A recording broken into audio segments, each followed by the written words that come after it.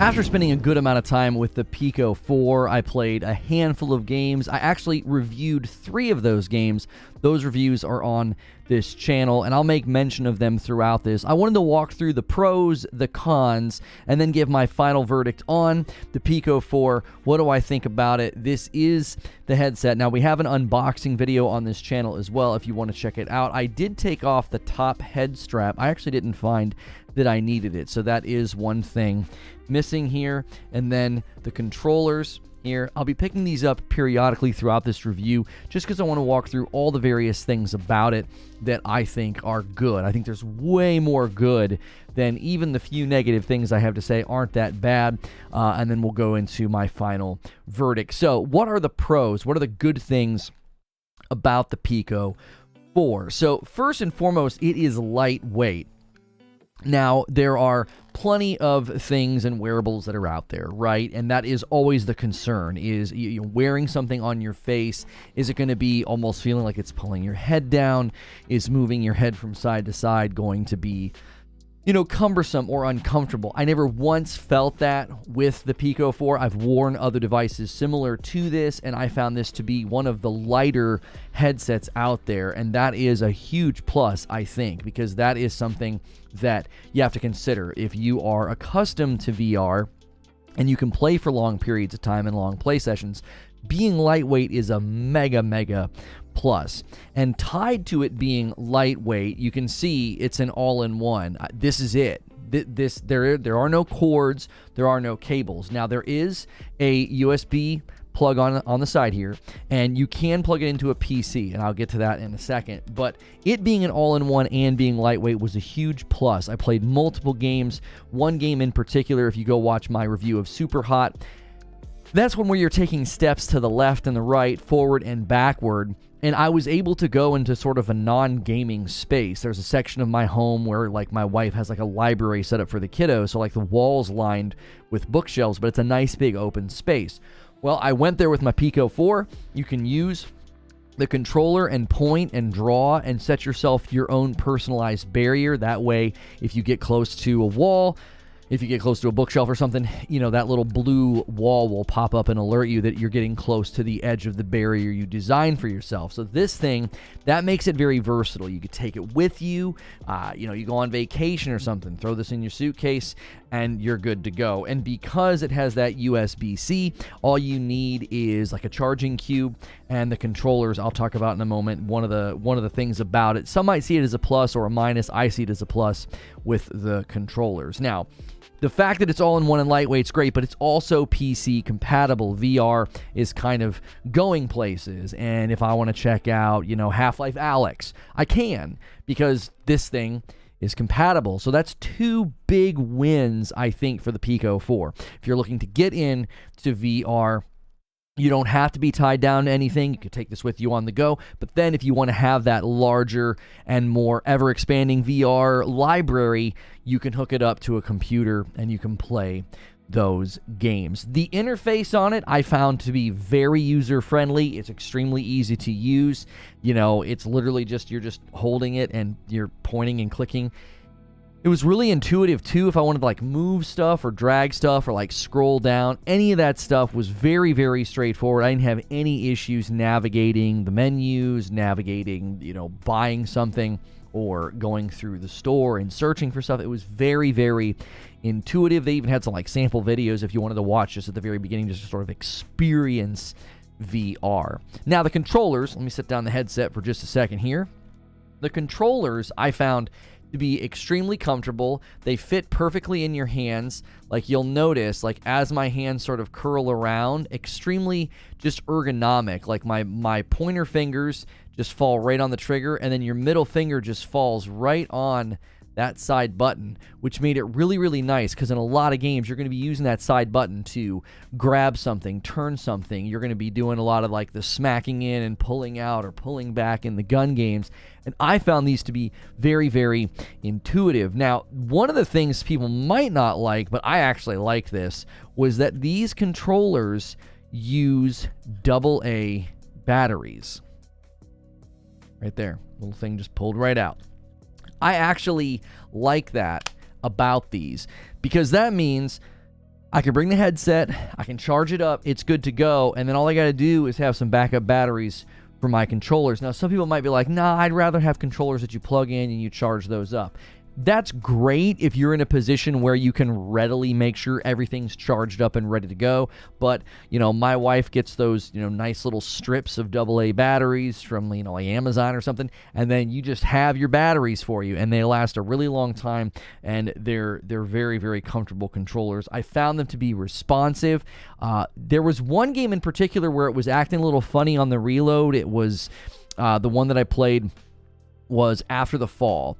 I didn't have that experience in other games, so Super Hot wasn't giving me any trouble, and when I played The Room VR, I was playing like a puzzle game as well, where I was like flipping things and turning things. Never once felt like the controllers weren't doing what I needed them to do, so again, that could have been that game just having a little bit of an issue with that reload animation. And I said at the beginning of this, the optional head strap, it literally goes like right across the top. I found that to be unnecessary. It flattened out my hair. And again, I just didn't think it was necessary, but that's optional. That's nice for people that maybe you don't want to tighten up the back knob. Maybe you don't want to tighten that up too much and you prefer it to be a little bit more loose on your head. That's probably not advisable, but that option is available for you if that's how you like to play. Now, there are built-in speakers right here along the side, and then the volume control is right on the top of this one. You kind of can't see it because of the way the plastic bends in. You can see how it's slightly raised there. There's the button. So you can just reach up, volume down. I found the built-in speakers to be impressive. I was kind of shocked. I was like, okay, I'm not going to plug my headphones in or anything. I'll get to that. That's actually in the con section, the lack of a headphone jack. We'll talk about that in a second. But the built-in speakers make up for it. I don't really think that... Now, obviously, if you're worried about, privacy or something, if you're playing something, I don't know... If you've already got the game downloaded and installed, and let's say it doesn't need an internet connection, and you're playing, on the train, and it's just like a little puzzle game, well, then, obviously you're not going to have that privacy. You can hear the speakers if you're sort of sitting next to the person using it. You'd have to turn them down quite a bit, but the speakers are awesome. 90% of the time you're going to be using this, I would assume you're probably going to be either in your home or somewhere where it's not going to be a big deal if people can hear the speakers. There's obviously, certain types of content and things that you might be watching that you don't want coming through the speakers, but that, again, I don't think is a primary concern, because most of what people are going to be using this for with games and stuff, just turn it down a little bit. And again, you're usually going to be, in your home. I was joking the one day, you could just take this in your backyard. You might look a little bit crazy, but you can take this thing anywhere. That's one nice thing about it being all in one, and it just needs that Wi-Fi connection in order to sort of download the games. Now, the games ran well. I didn't have any crashes. I didn't have any bugs. I didn't have any glitches. Now, if I did, we obviously could say, hey, that might be on the developers, right? But I didn't have any issues with that at all. Probably one of the only things you have to know is, given that it's functioning over Wi-Fi, if you're going to go to play a game, you want to get that game installed and ready to go before it's like playtime, right? If you're like, oh, I'm going to have a play session, but if the game's not installed yet, you're going to have to wait for it to get downloaded. And a little tip: anytime you get a device like this and you're going to sort of download the game, don't just download the game. Open it. Let it open for that very first time. The first time a lot of these games opened, they installed stuff. They would compile shaders and different things like that. Let them do that. Get all the way into the game for the very first time. If you're sort of like, oh, I want to get this thing ready for a Friday night play session, and you're setting it up on Thursday, whatever you're going to play, make sure it gets installed, and don't just install it, open it up, make sure everything's running, make sure everything's good to go, so then the next time you go to play, you're ready to rock and roll. Now, I played After the Fall, I played Super Hot, and then I played The Room VR, and then I played... I think it's called Puzzling Places, where you're grabbing pieces and you're building actual places and buildings and mountains and stuff. And so I played those. Those are sort of the 4 games that I played. There was a 5th game that I played that I didn't like it very much, so there's no use really mentioning it. It wouldn't have made for a great review. Certain games just don't really land on you. So those were games I played with it, and I had a really, really great time. If you want to check out my reviews of After the Fall, Super Hot, and The Room VR, be sure to check those out. Now, I only have a couple of things to say in the negative section. And these are more of just like a warning to, like, if you're going to get this, just be aware. So the first thing is the cushion for around the face. You can see it's soft. It's actually not like rubber either. It's like a cloth. So it feels kind of nice. If you've ever had like high top tennis shoes, you know how like the back heel always had like that soft, when they're brand new and out of the box, it had like that soft, cushy feel. That's what it feels like, and it's quite comfortable. However, it does allow a little bit of light underneath. Now, that could have been my face shape, my cheekbones, who knows? That might be specific to the user. I had it pretty tight on my face. Any tighter would have been uncomfortable. And on black loading screens, I could kind of look down with my eyes and see through just a teeny bit.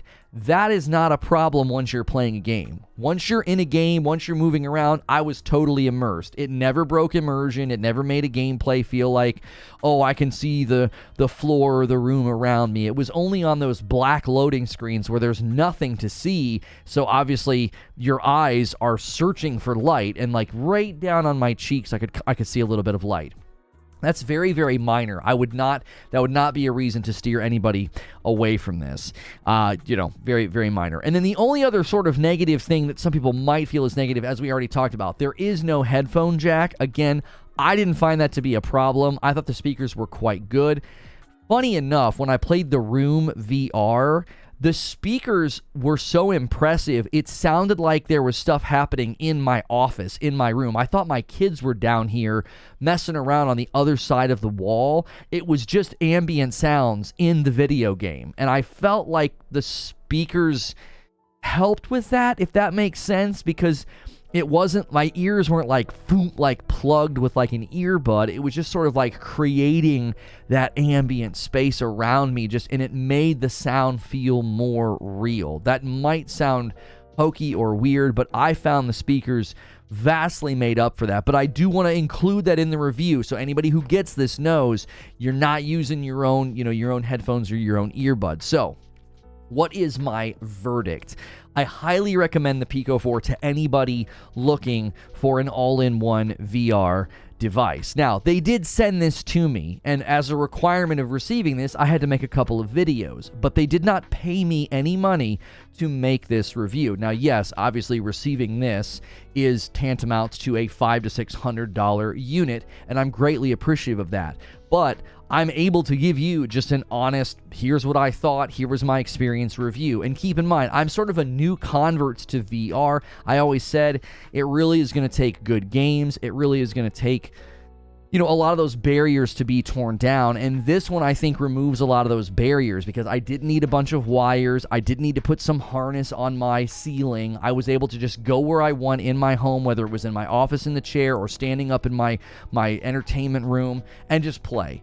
And for $500 to $600, I think this is a very, very reasonable, price point in the market right now. If you're shopping for a VR device, man, do some side-by-sides with the PICO 4 and consider everything I'm saying, because this thing, I think, really, really delivers. And it does have that option of you can hook it up to a PC, which I think takes it up a notch significantly, because it really gives you that freedom of, well, I don't mind being tethered to something. And truly, it wouldn't be that big of a deal. It's wrong side. It's literally just one port. You'd have a USB cable running to your PC. Now, obviously, if you'd want to do that, you'd want to get a lengthy cable. That's not difficult to do. You can get on Amazon and get yourself a nice long USB-C cable, and you'd be able to hook this thing up, no problem, and have that space. Just, run the thing over your shoulder, or you can, run them up above you, so the cord's kind of coming down and out of the way. A lot of people that are doing VR, it's very, very easy setup. You can get a couple of hooks from Home Depot, right? And screw them into your ceiling and run a cable along and then down to where you're going to stand. There are nicer ones, obviously, but I mean, that's pretty easy setup for you to get. So I am going to continue using this. this isn't just gonna like go on a shelf now, you know. Maybe PICO will work with me on some more videos or something. We'll see. Although the sub base on this channel doesn't respond too strong to VR. I know VR is new. I know a lot of the people that have subscribed to this channel aren't watching these videos because they really like the talk shows. This is obviously very different because it's a game review, but it's not just a game review. It's a game review of VR, and in this case, it's the review of a device. But I think VR is going places, and a great way to step into it is to try something like the PICO 4, where you're not having to commit to upheaval of your entertainment space. You're not having to get cables and cords and making like, oh, I have to do, because there's a lot of VR games that you don't even have to stand up and move around for. But given the PICO's freedom of not being tied to anything, that really is nice. Like, let's say your entertainment room's a little bit small, but your living room isn't. Maybe you have a den, or, I don't know, your garage. Maybe you have space where, look, I don't have any entertainment stuff there, but I've got space where I could stand and play a VR game. Well, that's another thing about the PICO 4. It's nice. It's not tied to a room, because everybody's TV room, entertainment room, or office with their computer, it's all different, and PICO 4 is not bound to that. So, also for us glasses wearers, it does have a glasses attachment. It'll like extend out the cushion to help with that if you want to wear your glasses. I don't need my glasses for VR, so I just take my glasses off. So if you liked this video, usually my uploads roll over into a members only debrief. That's something that we do every day, so make sure you're a member. Consider clicking join. That will enable you to be a part of all of my extra content. If you're not doing a membership, you just want to support the channel, make sure you hit the like button, make sure you hit the subscribe button so I can see you in the next video.